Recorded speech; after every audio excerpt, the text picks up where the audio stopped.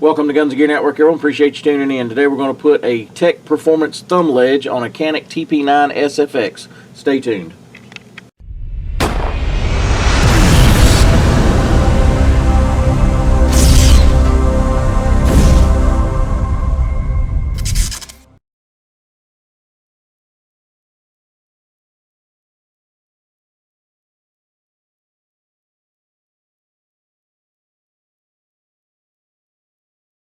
Welcome back, guys. Appreciate you tuning in. So today we are going to look at and install a thumb ledge by Tec Performance. When you get your package, you're going to have a few things included in it. You're going to get, I got a business card, I got some information, general information about the thumb ledge, also some instructions. It comes in packaging like this, and you're going to get necessary pins and Allen wrenches that you need, and the thumb ledge itself. I want to thank Christian from over at Tec Performance for sending this over for us to take a look at. We are building, if you follow my channel, we are building the Canik TP9SFX as a race gun competition style pistol, and that's what we're going to be putting this thumb ledge. For you guys not familiar with thumb ledges, they are basically, you know, most people are going to shoot with the thumbs forward. This is a place to be able to put your thumb, and this I'm going to let you take a closer look. Very nice machined aluminum, Tec Performance right there on engraved in it. Nice machining in the back. He does lightning cuts to keep it as light as possible. That's why he mills this out. And I'll talk about this section here in a minute that's milled out here. And then the ledge itself, nice and wide. Thumb fits on it real good. They've also put in these grooves for texturing. You don't want your thumb sliding off, so that's what those grooves are for. Like that. See those? And it's basically held on with two pins, and it's going to go right in this section here. Now I had grip tape, sticky tape, and I'm going to get this little bit of residual sticky off real quick. So what I'm going to do is I'm actually just going to install this on camera while I've got it here, and that way you guys can see how hard or how easy it is. I've not done this before, so we're going to take a try at it here on camera and see how it goes. First things first, always check for safety. Want to make sure that we have no magazine, no ammunition on the table, and make sure you have a clear firearm, which we do. Do a visual inspection of that. So probably the easiest to do is going to be possibly to take the slide off, so I'm going to do that. Safe direction off, and now you can get a little easier look at what you're doing here. So you're going to need a few tools. I've got an armorer's block, a armorer's hammer, and some pins. And what you're going to do is you're going to drive out these two pins. I'll show you. Grab my punches real quick that I'm going to need. So you're going to need to drive out this punch here, this pin, and this pin here. That's what's going to hold it on.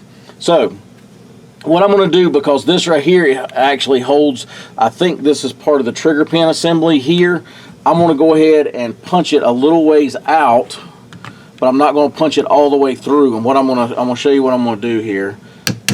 So to start it out, it may go the other way. Let's try it the other way and see what happens here.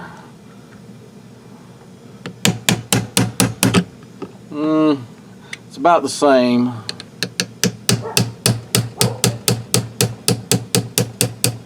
So before I take this all the way out, I'm going to go ahead and get this pin here, which is the larger pin. And I'm going to take one of these Allen screws off.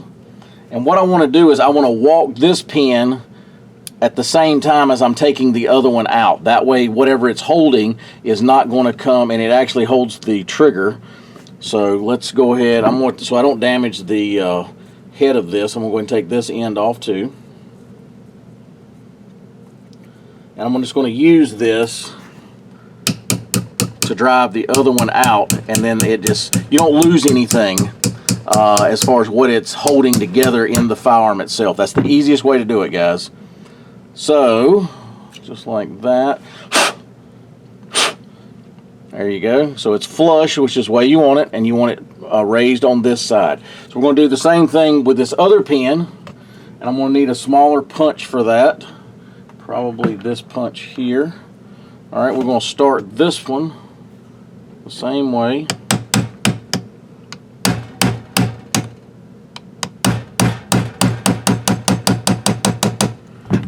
Alright, so it's started. I'm going to do the same thing. I'm going to put this one in here like this and go ahead and get it started. Alright, so now I've got resistance. Now I can go over here to the edge and drive that pin completely out.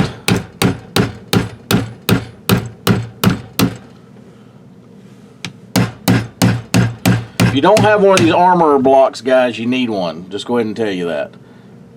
Alright, so if you notice I drove it all the way through, it is supposed to go. What you need to do is take this and tap it until it's flush on this side of the frame.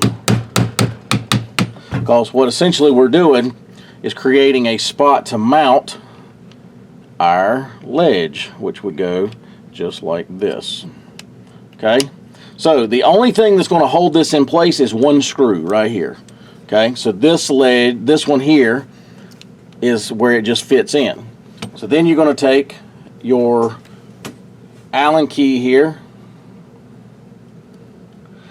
and I'm probably going to, I didn't bring it down here, but I'll do it off camera when I redo. I'm going to put blue Loctite on that so it does not walk off, or walk out, I should say. So we're just going to take this and screw it down so it's nice and snug, just like that. Now what you want to make sure you do, go ahead and put this one in also on this side.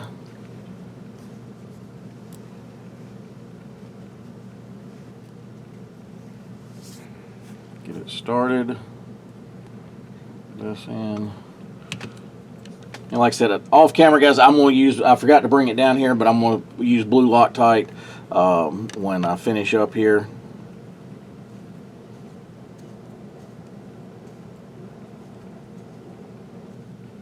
And they give you two Allen wrenches, and there's a reason. It's because you want to take one on this side and then one on this side and tighten it down, because if not, it's just going to spin at this point. So you want to take this and hold one and turn one until you get it nice and snug like that. Don't over tighten. You're dealing with stuff that doesn't need to be really tight. That is solid, not going anywhere. Okay. All right, so let's take a look at had it back on, and I'm going to show you a few things here. All right, so now the gun is back functioning correctly, and if you look, this is where your thumb would go, just like that. Fits perfect up there, gives you a reference point, so forth. So one of the questions that I had, and then once I talked to Christian over at Tec Performance, he explained it to me, and I'll show you how this would work. So you would think, okay, how am I going to disassemble the gun, right?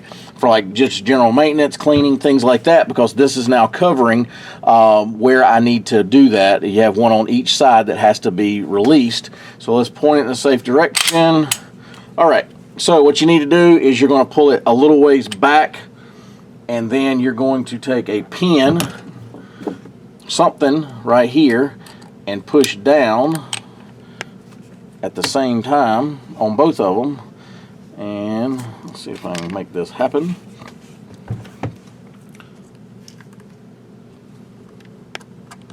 Pull back just a little. Push down on either side. And get it off. Alright. He said there was something that he uses, that it's not one of these. I may have to look into that. Let's see if I can figure this out.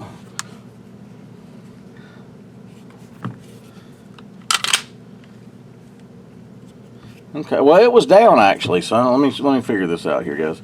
So take and push down. I think if I do it this way, there. So you just need something to get in here to push down on that. Is all you need. So he mentioned something, I think it's made of plastic. I think he called a widget. So I may look into researching that to put in my toolkit to have, but obviously it can be done with something like a real small screwdriver. I just used a punch pin, but if you want to be careful not to scratch your slide or something like that, whatever. But for race guns, plate rack match guns, things like that, steel challenge, a lot of people run thumb ledges. So this right here is exactly what I've been needing, and this will work perfect. Looks cool on the gun. It also helps if you are not running a slide racker for having it be able to grab it off a table easier. Sometimes people use that. So if I didn't have this, this would actually keep it up, you know, the handle like that. So if I'm doing a stage where I am going for the gun on a table, now I can grab it easier, just like that.